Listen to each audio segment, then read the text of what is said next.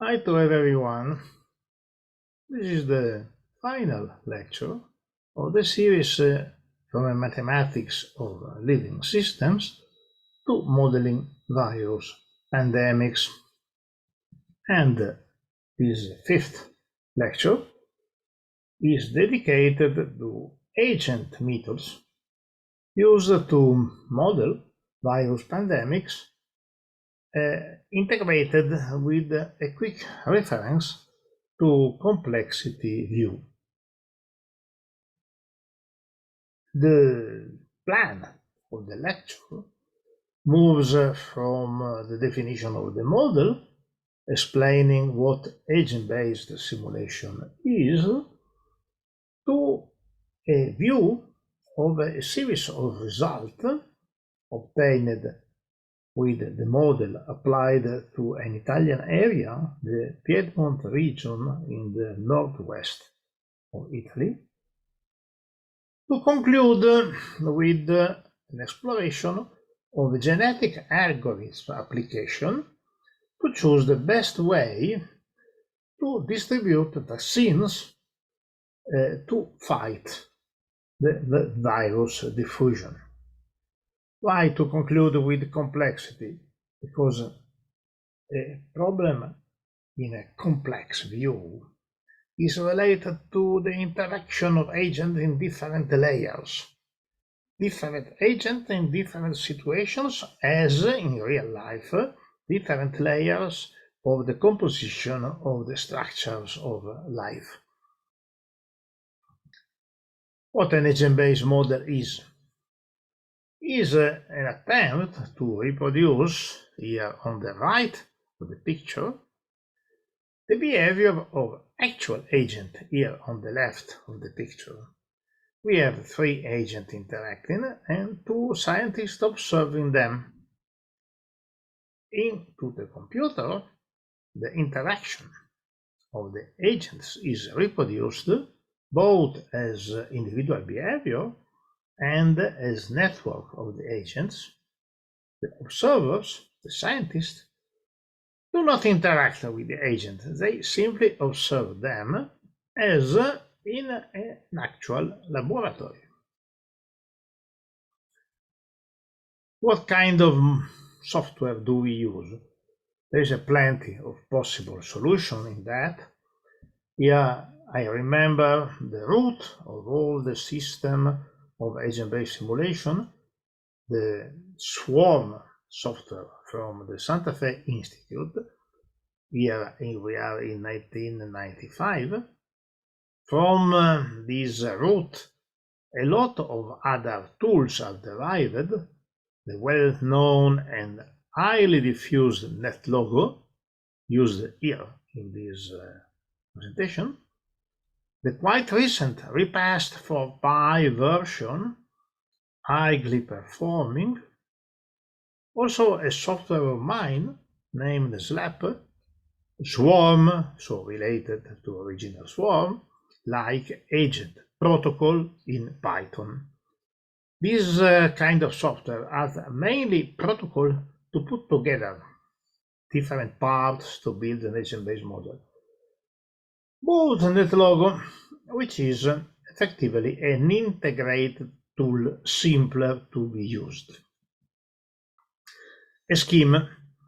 Here we have a set of bugs behaving in an environment. This is their space, with a clock determining the steps of their activities. The steps are described in a schedule, ordering to the class of the bugs to produce single bugs and putting them into a list, and then ordering to the collection of the bugs to do something. As an example, to make a random step, to report their position. The model is included in a larger environment, the observer, with the tools to report the result of the model, with another clock, maybe using a different schedule to report the result, and also with probes with the possibility of jumping into the agent to observe their behavior and also to search for errors in the debug phase of the model. The model used here to cope with virus diffusion is reported in this paper. From now on, when I will quote paper, I am referring to Pescarmona, Terna, Quadro, Pescarmona again, Russo, Sulis, Terna again, an agent-based model of COVID-19 diffusion to plan and evaluate intervention policies. And here you have also a link to the preprint of the paper. What we have inside this model, which is a micro-based model with interacting agents. Each agent is following plausible behavioral rules into a world where COVID-19 is affecting the actions of everyone. The model has, first of all, infected agent categorized as symptomatic or asymptomatic, and II, the definition of the places where the contagion occurs. Thanks to agent-based modeling capabilities, we can define these places in a very detailed way. The transmission of the infection is related, first of all, to the characteristics of the infected person, to those of the susceptible one, finally, to those of the space in which a contact occurs. Because if we are in a closed or in an open space, the effect of the contact between the infected and the susceptible persons is very, very different. The micro-based structure allows factual, counterfactual, and conditional simulation. Counterfactual, trying to discover the effect of different timing in adoption of the non-pharmaceutical containment measures, or explore alternative strategies focusing exclusively on the defense of fragile people. The model generates very complex epidemic dynamics coming from agents, actions, and interaction. The variability of the outcomes is very interesting, quite high, with frequently stunning realistic reproduction of the contagion waves that occurred in the reference region Piedmont in Italy. We take charge of the variability of the result, producing a lot of execution, 10,000 occurrences for each experiment, to have the capability of reading or exploring also tiny events. We have also an AI perspective in the model, because there is an inverse generative side of the model, where with the genetic algorithm we ex ante are trying to determine the best solution in vaccine distribution, and then we explore the effect of the GA proposals into the model. So in this case we have a planner following simple plain rule of more complicated wise strategies, or II, evolving those strategies via the application of the genetic algorithms. The genome in this case will be a matrix, so quite complicated, a matrix of vaccination quotas by group of persons, with also the time range of the adoptions. The name of the model, SISAR, comes from the general scheme SIR with the addenda of asymptomatic and symptomatic people separately examined, because using an age-based model we know perfectly what the agent are doing and their characteristics. We use NetLogo, which is a very highly diffused tool. The model is online at this address. You can also run it online.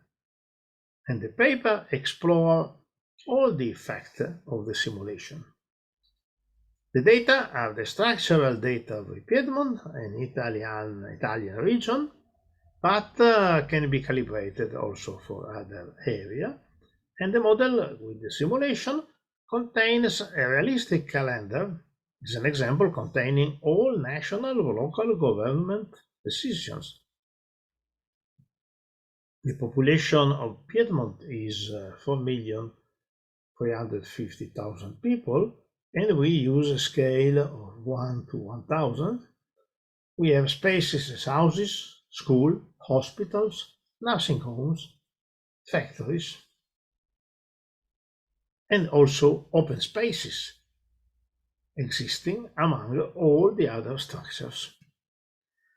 A view from the screen of the computer shows us in cyan the houses, in yellow the school, in orange the nursing homes, in pink the hospital, in brown the small or large factories.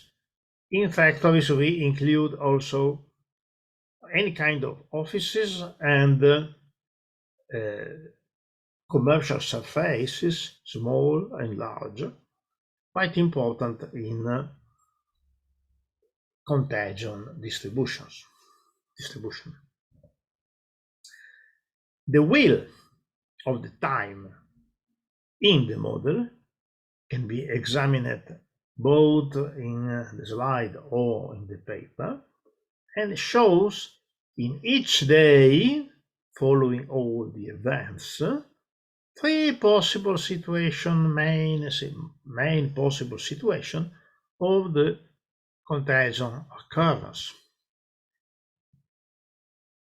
How to represent the sequence of the contagions?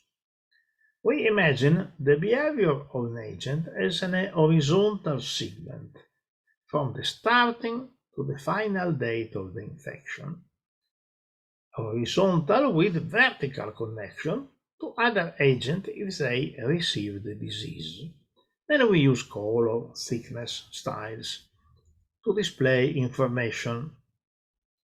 As an example, here we have two agents coming from outside the region and bringing in the contagion. They are entering in touch with a lot of agents in workspaces, brown. In some cases, in houses, cyan. Then all the infected people are in turn distributing the contagion. As an example, this one is distributing the contagion here in a nursing home or in other workplaces. Solid line represent symptomatic agent. Dash line represent asymptomatic one. In this way, we can build a sort of snail with the thickness as the number of infected people, the color as the place of the prevalence of the contagions, here nursing homes, working spaces, houses, also with a very tiny bridge. Here the epidemic was concluding, but a few people reported it in working spaces. The slope is closer to the derivatives of the dynamic of the contagion. Then, having the tool or the representation of the contagion, we can explore different situations, but we need a tool, another tool, to represent in a complex way the results.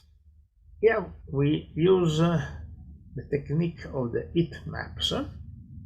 In each heat map we have on the x-axis the time, in the y-axis the number of symptomatic, asymptomatic, and diseased agents, and in the z-axis the number of epidemics concluded with the time on X and the effect on Y. In each batch of simulation, we have 10,000 events. In this case, we are in Piedmont in the beginning of 2020, and very few cases of epidemic is concluded with a low number of contagions and quickly. A lot of them is lasting about 1 year with a huge amount of infected people. Here we are considering a situation without any kind of control, without no pharmaceutical containment measures. Simply adopting lockdown and control and masks, we obtain this result. The huge events are less important. You see, the cloud is moving down, and a lot of epidemics is lasting few months with a limited number of events. Coming back to the previous slide, here we have 3.5 million of infected people in Piedmont upon a population of 4,350,000. Apparently, the simulation shows that the epidemic had to conclude in 1 year or a small amount of remaining months. The reality is quite different. This is the first wave. The second wave at the end of 2020. Then again, a wave in April 2021. A pause and a return of the epidemics quite recently in 2022. Effectively, in the fall of 2020, without new cases from outside Piedmont, no more epidemics will be occurring, and our simulation is showing that. Here again, without any intervention, any specific measure of controlling the contagion, here with the interventions. This is the reality. A quite limited number of infected with another year of epidemic diffusion. But now we can introduce counterfactual reasoning. First of all, the effect of anticipating of 3 weeks all the intervention. It would have been possible using more quickly the data, using different procedures, evaluations, or the RT indicator, or stopping exclusively fragile people, including fragile workers. We have a lot of working people with fragility due to previous problems.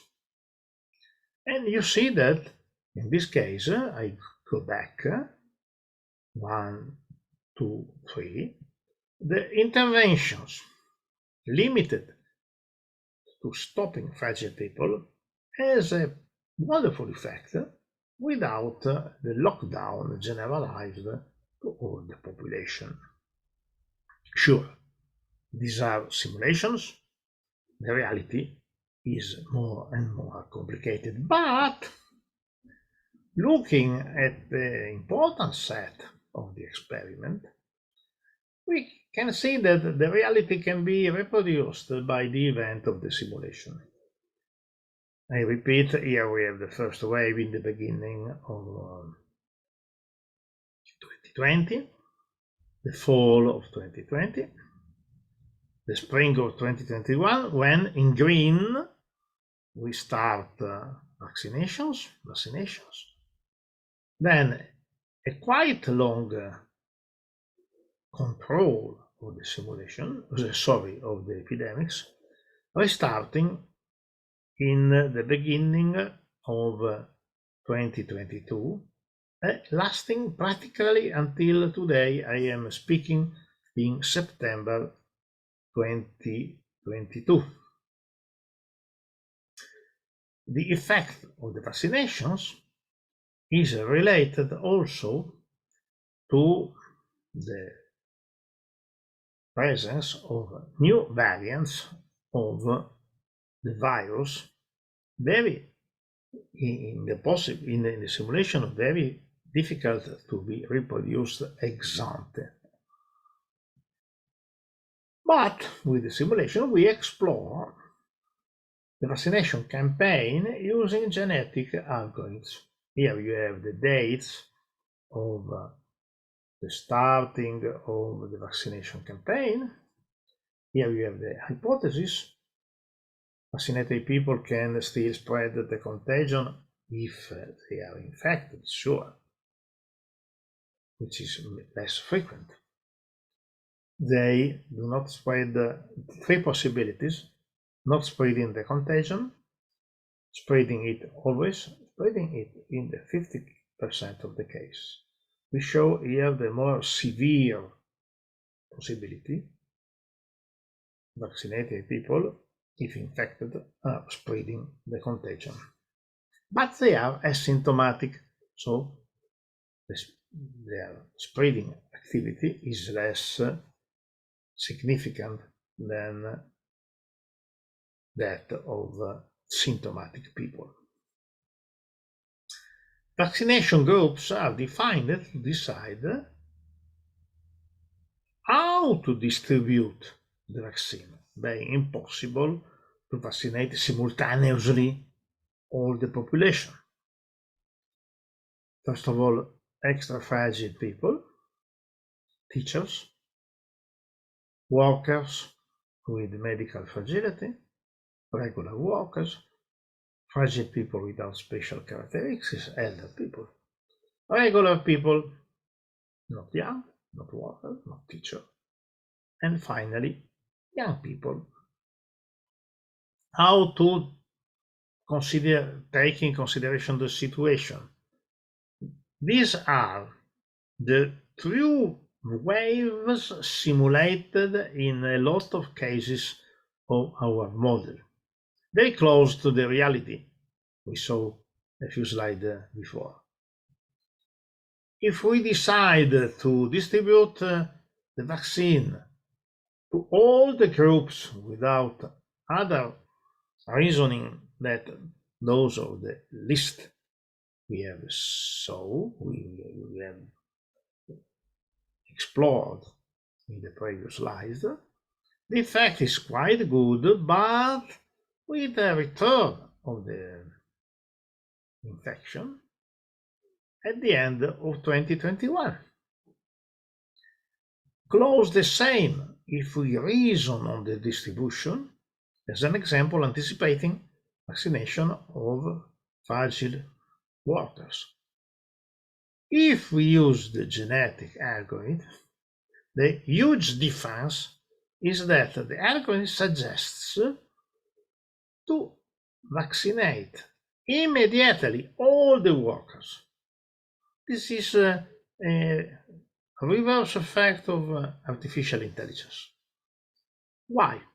this is important, reasoning upon, workers are close for a long time in spaces and are frequently entering in relations with other agents. So it is a good idea to vaccinate them. In this case, you see that the exploration of the future of the simulation with this kind of vaccination shows that we have no more waves after that of spring 2021. Effectively, here in the simulation, we have no new variant of the virus, and the reality is a lot more complicated or more complex. Complexity is quite different from complication. In complexity, we have to understand why the interaction of the agents, of the being, existent being, is generating results. The world is not simple, fortunately. If we consider the Leibniz dream, we have a view from the mathematician Leibniz point of view of a world where computations can solve any kind of problem. If you read this quotation translated in English from the Latin of Leibniz.